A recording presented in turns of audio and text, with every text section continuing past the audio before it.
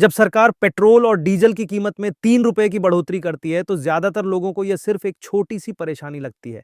ऐसा महसूस होता है जैसे यह सिर्फ थोड़ा सा एक्स्ट्रा खर्च है जिसे रोजमर्रा की जिंदगी में आसानी से इग्नोर किया जा सकता है। लेकिन यह 3 रुपए की बढ़ोतरी असल में एक बहुत बड़ी स्ट्रेटेजी का सिर्फ पहला कदम है। सरकार का लक्ष्य कुल मिलाकर लगभग 16 रुपए तक फ्यूल प्राइसेस बढ़ाना है। लेकिन सीधे इतना बड़ा हाइक करने से पब्लिक प्रोटेस्ट्स हो सकते हैं, इसलिए इस कॉस्ट को धीरे धीरे लागू किया जा रहा है। एक हफ्ते 2 रुपए, अगले हफ्ते 1 रुपया, ताकि धीरे धीरे पूरा बोझ आपकी जेब पर आ जाए। यह कोई रैंडम फैसला नहीं है। सरकार इस समय भारी ग्लोबल प्रेशर का सामना कर रही है। पिछले एक साल में ग्लोबल क्रूड ऑयल प्राइसेस $70 प्रति बैरल से बढ़कर $114 तक पहुंच गईं, यानी रॉ मटेरियल कॉस्ट में लगभग 60% की बढ़ोतरी हुई। इसके साथ साथ इंडियन रूपी भी कमजोर हुआ है। एक साल पहले एक यूएस डॉलर की कीमत लगभग 85 रुपए थी। आज वही डॉलर करीब 96 रुपए का हो चुका है। क्योंकि ऑयल की ट्रेडिंग डॉलर में होती है, इसलिए रूपी की गिरावट भारत के लिए हर इंपोर्टेड बैरल को और ज्यादा महंगा बना देती है। अब सरकार इन दोनों शॉक्स को खुद अब्जॉर्ब नहीं कर पा रही, इसलिए यह एक्स्ट्रा कॉस्ट सीधे कंज्यूमर्स पर डाली जा रही है और यहीं से शुरू होती है एक चेन रिएक्शन जो पूरी नेशनल इकोनॉमी की स्टेबिलिटी को प्रभावित करती है। एक फिजिकल इकोनॉमी में फ्यूल हर चीज को चलाता है। डीजल हैवी फ्रेट ट्रांसपोर्ट का सबसे बड़ा एक्सपेंस होता है, इसलिए जैसे ही फ्यूल प्राइसेस बढ़ते हैं, पूरे देश में गुड्स ट्रांसपोर्टेशन महंगा हो जाता है। मान लीजिए 10 रुपए का एक बिस्किट पैकेट है। फैक्ट्री से आपकी लोकल शॉप तक पहुंचने के लिए उसे डीजल पावर्ड सप्लाई चेन से गुजरना पड़ता है। जब शिपिंग कॉस्ट बढ़ती है तो मैन्युफैक्चरर्स का प्रॉफिट मार्जिन कम होने लगता है। अपने मार्जिन्स बचाने के लिए कंपनियां और फार्मर्स ये एक्स्ट्रा कॉस्ट सीधे कंज्यूमर्स पर डाल देते हैं। मार्केट में बिकने वाला हर टोमेटो और अनियन ट्रक के जरिए पहुंचता है और आखिरकार उस ट्रांसपोर्टेशन फ्यूल का पैसा कंज्यूमर ही देता है। यानी शुरुआत में हुआ 3 रुपए का फ्यूल हाइक धीरे धीरे पूरी सप्लाई चेन में फैल जाता है और डेली एसेंशियल्स में नेशन वाइड इन्फ्लेशन पैदा कर देता है।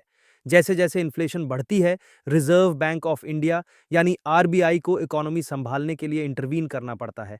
उनका सबसे बड़ा टूल होता है रेपो रेट, यानी वह इंटरेस्ट रेट जिस पर आरबीआई कमर्शियल बैंक्स को लोन देता है। जब आरबीआई रेपो रेट बढ़ाता है तो बोरोइंग महंगी हो जाती है। इससे लोग और बिजनेसेस कम स्पेंडिंग करते हैं ताकि इकोनॉमी कूल डाउन हो सके। लेकिन इसका एक बड़ा साइड इफेक्ट भी होता है। फिक्स्ड डिपॉजिट्स और गवर्नमेंट बॉन्ड्स जैसे सेफ इन्वेस्टमेंट्स अचानक ज्यादा अट्रैक्टिव लगने लगते हैं। जब गारंटीड रिटर्न्स 8% या 9% तक पहुंच जाते हैं तो लोग वॉलेटाइल स्टॉक मार्केट में पैसा रखने से डरने लगते हैं। इन्वेस्टर्स तेजी से अपना पैसा इक्विटी मार्केट से निकालकर सेफर एसेट्स में शिफ्ट करने लगते हैं। इस मास एग्जिट से फाइनेंशियल सिस्टम से लिक्विडिटी बाहर निकलती है और स्टॉक मार्केट क्रैश होने लगता है। इसके बाद कंपनियों पर दूसरा बड़ा झटका पड़ता है। बिजनेस लोन्स महंगे होने की वजह से कंपनीज एक्सपेंशन प्लान्स कैंसिल कर देती हैं और कॉस्ट्स कम करने के लिए लेऑफ्स शुरू कर देती हैं। यानी इन्फ्लेशन को कंट्रोल करने की इंस्टीट्यूशनल कोशिश एक भारी कीमत लेकर आती है।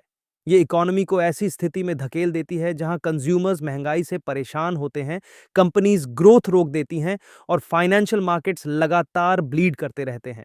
अब इकोनॉमिक डेटा 3 बड़े प्रेशर्स दिखाने लगता है। रोजमर्रा की चीजों की बढ़ती कीमतें, कॉर्पोरेट ग्रोथ का रुक जाना, राइजिंग अनएम्प्लॉयमेंट। मैक्रो इकोनॉमिक्स में इस कॉम्बिनेशन को स्टैगफ्लेशन कहा जाता है। यह ऐसी स्थिति होती है जहां देश हाई कॉस्ट्स और लो अपॉर्चुनिटीज के बीच फंस जाता है और पूरी इकोनॉमिक प्रोग्रेस लगभग फ्रीज हो जाती है।